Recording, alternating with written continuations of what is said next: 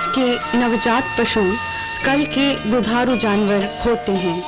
किसी भी dairy farm की सफलता उस डेयरी फार्म के नवजात पशुओं के स्वास्थ्य पर बहुत कुछ निर्भर करती है। अधिकतर डेयरी फार्म में नवजात पशुओं की मृत्यु दर 30 से 35% पाई गई है, जो कि चिंता का विषय है। नवजात पशुओं की अधिक मृत्यु दर की वजह से दुग्ध उत्पादकता में कमी आ जाती है, जिसकी वजह से किसान भाइयों को आर्थिक नुकसान सहना पड़ता है। डेयरी फार्म से पर्याप्त लाभ पाने के लिए बछड़े व बछड़ियों की मृत्यु दर में कमी लाना आवश्यक है। अगर डेयरी फार्म में बछड़े व बछड़ियों का स्वास्थ्य अच्छा है तो हम अच्छी व बेहतर नस्ल के सांड व गाय कम समय में तैयार कर सकते हैं व अधिक लाभ प्राप्त कर सकते हैं। तो आइए देखते हैं नवजात पशु प्रबंधन के वैज्ञानिक तौर तरीके, जिन्हें किसान भाई आसानी से अपनाकर अपनी डेयरी व्यवसाय को लाभप्रद बना सकते हैं। नवजात पशु प्रबंधन बछड़े के जन्म से पहले ही प्रारंभ हो जाता है, जब वह मां के गर्भ में होता है। याद रखिए, एक स्वस्थ व सुपोषित मां ही स्वस्थ बछड़े या बछड़ी को जन्म दे सकती है। अतः गाभिन पशुओं की अच्छी तरह देखभाल करनी चाहिए। जिन गाभिन पशुओं के ब्याने का समय नजदीक हो, उन्हें ब्याने के 15-20 दिन पूर्व बाकी पशुओं से अलग स्थान पर या ब्याने के कक्ष में रख दें, ताकि अन्य पशु गाभिन पशु को नुकसान न पहुंचा सके। इस बात का विशेषतया ध्यान रखें कि जिस स्थान पर गाभिन पशु को रखा जाए वो पहले से ही साफ सुथरा, कीटाणु रहित किया हुआ, हवादार तथा रोशनी युक्त होना चाहिए। यह सुनिश्चित करने के लिए कि पैदा होने वाला बच्चा स्वस्थ हो, इसके लिए गाभिन पशु को ब्याने से 2 महीने पहले से ज्यादा पौष्टिक व लेजक भोजन तथा पर्याप्त पानी दें। प्रसव के समय किसी अकस्मात होने वाली दुविधा से बचने के लिए यह आवश्यक है कि प्रसव पीड़ा प्रारंभ होने के समय से पशु की हर समय देखभाल की जाए। यदि ब्याने के समय पशु को कोई परेशानी हो या किसी सहायता की जरूरत हो तो किसान भाइयों को गाभिन पशु की मदद करनी चाहिए। बच्चा ब्याने के बाद उसको 2 तरीकों से पाला जा सकता है। पहला, बच्चे को मां के साथ रखना, जैसा कि अधिकतर किसान भाई बच्चे को मां के थन से लगाकर दूध पिलाते हैं। दूसरा, बच्चे को मां से अलग रखना, जिसे वीनिंग कहते हैं। वीनिंग संकर पशुओं के बड़े समूह में अवश्य करनी चाहिए। बच्चे को मां से अलग करने के कई लाभ हैं। पहला, बच्चा मरने की स्थिति में भी मां सही तरीके से दूध देती रहती है। दूसरा, बच्चे को उसकी आवश्यकता अनुसार दूध पिलाया जा सकता है। जब बछड़े को मां से अलग कर दिया जाता है तो उस बछड़े को साफ तौलिया या टाट के बोरे या भूसे से रगड़कर अच्छी तरह साफ करें। बछड़े के नाक व मुंह से श्लेष्मा हटाने के लिए उसके पिछले दोनों पैरों को पकड़कर उल्टा लटका दें, जिससे नाक व मुंह से श्लेष्मा बाहर निकल जाती है। वह बछड़ा ठीक प्रकार से सांस लेने लगता है। बछड़े के जन्म के तुरंत बाद उसकी नाभि को साफ कीटाणु रहित ब्लेड या चाकू से 3-4 इंच छोड़कर काट दें तथा उस पर टिंचर आयोडीन लगाएं। टिंचर आयोडीन 3-4 दिन तक लगाते रहें, जिससे बछड़े को नेवल इल, जॉइंट इल जैसी बीमारियों से बचाया जा सके। नाभि विसंक्रमण के तुरंत बाद बछड़े को खीस पिलाने का इंतजाम करना चाहिए। खीस निकालते समय मां के थनों व पिछले भाग की सफाई का विशेष ध्यान रखें। इसके लिए थनों व पिछले भाग को पोटेशियम परमैंगनेट यानी कि लाल दवा डाले हुए पानी अथवा नीम की पत्ती के साथ उबाले हुए पानी से अच्छी तरह धोएं। इसके बाद स्वच्छ बर्तन में खीस निकालकर नवजात पशु को पिलाएं। खीस में बछड़े को रोगों से बचाने की अद्भुत क्षमता होती है। अतः बछड़े के जन्म के 1 घंटे के अंदर जितनी जल्दी से जल्दी हो सके खीस पिलाना बहुत आवश्यक है। खीस की मात्रा बच्चे के शरीर के भार से 1/10वें भाग के बराबर दें। यदि भार लेने की सुविधा ना हो तो एक दिन में 2.5-3 किलोग्राम खीस बराबर मात्रा में बांटकर 2-3 बार में बछड़े को देनी चाहिए। खीस नवजात पशु को 5 दिन तक पिलानी चाहिए। याद रखिए, बछड़े को खीस या दूध देने के 1 घंटे पहले व 1 घंटे बाद तक पानी न पीने दिया जाए। बछड़े को मां के साथ रखने पर वह स्वतः ही अपना मुंह थनों के पास ले जाता है, वह दूध पीना प्रारंभ कर देता है। लेकिन जब बछड़े को मां से अलग रखा जाता है तो यह जरूरी हो जाता है कि उसे बर्तन से दूध पिलाना सिखाया जाए। इसके लिए किसान भाइयों से आग्रह है कि वह बच्चे का मुंह बर्तन के पास लाकर उसकी नाक दूध के पास लाएं। वह अपनी साफ उंगली को बछड़े को दिखाते हुए धीरे धीरे बर्तन में डुबाकर उंगलियों से दूध पिलाएं। इससे 2-3 दिनों में बछड़ा दूध पीना सीख जाता है। बर्तन को हर बार दूध पिलाने के बाद अच्छी तरह से साफ कर लेना चाहिए।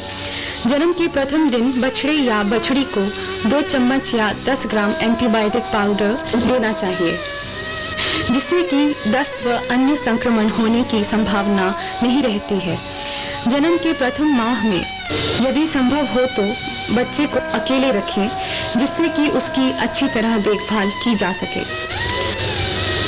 प्रथम माह में बच्चों को समूह में रखने पर वे एक दूसरे को चाटने लगते हैं, जिससे मुंह में बाल जाने से संक्रमण होने का खतरा रहता है।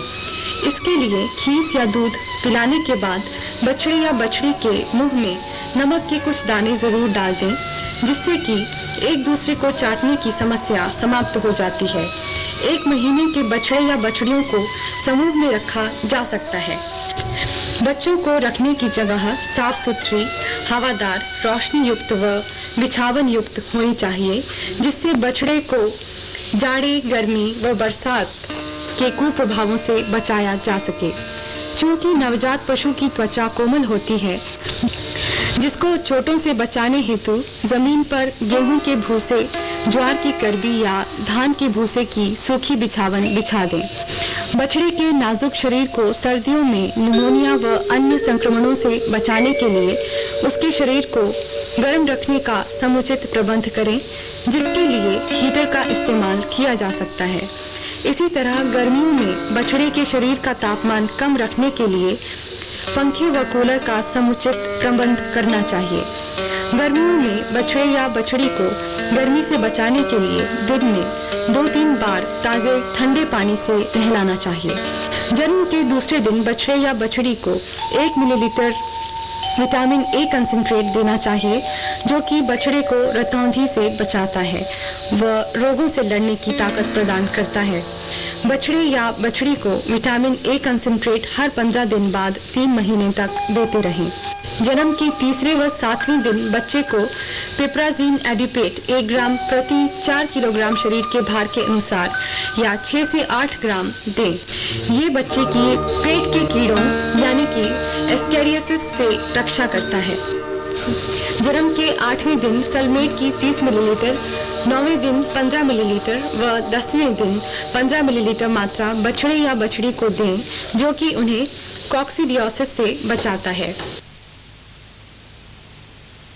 आइए अब बात करते हैं बछड़े के खान पान की। बछड़े या बछड़ी के जन्म के 6वें दिन से 1 महीने तक उसके शरीर के भार के 1/10वें भाग के बराबर दूध प्रतिदिन पिलाएं। यदि बछड़े का भार लेने की सुविधा ना हो तो 3 किलोग्राम दूध प्रतिदिन 1 माह तक पिलाना चाहिए। दूध की मात्रा को बराबर बांटकर दिन में 2-3 बार पिलाएं। नवजात पशु को ताजा दूध शरीर के तापमान तक गर्म करके ही पिलाना चाहिए। बछड़े या बछड़ी को दिए जाने वाले दूध में कोई झाग न हो, अन्यथा बछड़ी का पेट फूल सकता है। 10वें दिन के बाद बछड़े को थोड़ी मात्रा में चोकर देना प्रारंभ कर दें, जिससे उसके पेट का विकास अच्छी तरह से व शीघ्र हो तथा वह दाना खाने में रुचि लेने लगे। 15 से 20वें दिन बाद बछड़े या बछड़ी को हरा व सूखा चारा उसकी इच्छानुसार देना प्रारंभ करें। साथ ही साथ पर्याप्त मात्रा में पानी भी देते रहें। खाने की नांद व पानी पीने की नांद को प्रतिदिन साफ करें तथा बचे हुए चारे को बड़े जानवरों को खिला देना चाहिए, क्योंकि बचे चारे की स्वादिष्टता व पौष्टिकता कम हो जाती है और बछड़ा या बछड़ी पर्याप्त मात्रा में चारा नहीं खा पाता है। दूसरे महीने में दूध की मात्रा घटाकर 2 किलोग्राम कर दें। 1 महीने बाद 100 से 150 ग्राम दाना प्रतिदिन देना प्रारंभ कर दें, जिसे धीरे धीरे बढ़ाते हुए 6 माह की उम्र तक 1.2 से 1.5 किलोग्राम प्रतिदिन कर देना चाहिए। सूखा हरा चारा व पानी बछड़े को सदैव आवश्यकता अनुसार देते रहें। तीसरे महीने में बछड़े को 1 किलोग्राम दूध प्रतिदिन व 300 से 400 ग्राम दाना प्रतिदिन दें। तीसरे महीने बाद बछड़ी को दूध देना बंद कर दें तथा दाने की मात्रा बढ़ाकर 650 से 700 ग्राम प्रतिदिन कर दें। 4 महीने बाद दाने की मात्रा बढ़ाकर 1.2 से 1.3 किलोग्राम प्रतिदिन कर दें। जब बछड़ा या बछड़ी 5 माह की उम्र का हो जाए तो उसके दाने की मात्रा 1.3 से 1.5 किलोग्राम प्रतिदिन कर दें। बछड़े का बाह्य तथा आंतरिक परजीवियों से बचाव करना अति आवश्यक है, अन्यथा ये बहुत संक्रामक बीमारियां फैला सकते हैं। बाह्य परजीवियों जैसे टिक्स, माइट्स, जुओं आदि से बचाने के लिए बछड़े या बछड़ी के शरीर पर कीटनाशक दवाओं जैसे साइबरमेथ्रिन, डेल्ट्रामेथ्रिन के 0.2 से 0.4% घोल का पशु चिकित्सक की सलाह से छिड़काव करें।